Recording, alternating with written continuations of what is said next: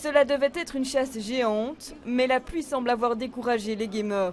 La ville inaugure donc ses nouvelles bornes Wi-Fi avec seulement une poignée d'accros à Pokémon Go. Un événement sur lequel elle s'est fortement investie, jusqu'à engager Brian et Samantha pour attirer des joueurs. J'ai été engagé pour faire la promotion du nouveau spot Wi-Fi Urbizone gratuit sur la place de la Bourse. Voilà. Et donc je suis ici pour lancer des leurres. Alors les leurres c'est quoi? C'est une espèce de grosses apparitions sur l'application de jeu qui amènent plein de Pokémon. Et donc les chasseurs se rassemblent ici pour pouvoir tous les attraper. Donc il y a nous deux. Et après, il y a encore une personne à la place Faget, une personne à Rogier et au Parc Royal.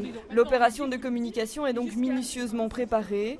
Preuve que le phénomène Pokémon Go ne sert plus seulement à Nintendo. Ça fait full business, ça rentre quoi. Partout, ils utilisent tous ça sur Facebook, tu vois ça, ils utilisent tous. Pokémon Go, c'est partout maintenant. C'est la mode, quoi. C'est une mode. Mon ambition, c'est donc pour rendre visible le réseau, mais aussi pour rassembler les gens et aussi pour donner un peu, comment je dirais, une belle visibilité à Bruxelles. Parce qu'on a encore entendu les chiffres avant-hier, c'est que il y a 45% de touristes en moins à Bruxelles. Une visée touristique pour Bianca de Baat et une occasion de faire campagne pour certains candidats français aux primaires.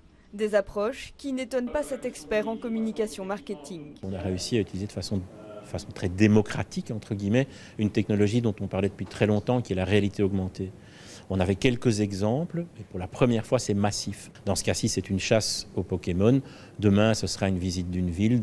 Après-demain, ce sera l'utilisation d'un certain nombre de services. Vous allez pouvoir découvrir du contenu. Non, on peut se dire qu'il y a un très bel avenir pour ce genre d'approche. Certaines chaînes de fast-food l'ont d'ailleurs très bien compris en créant des leurres pour attirer les clients.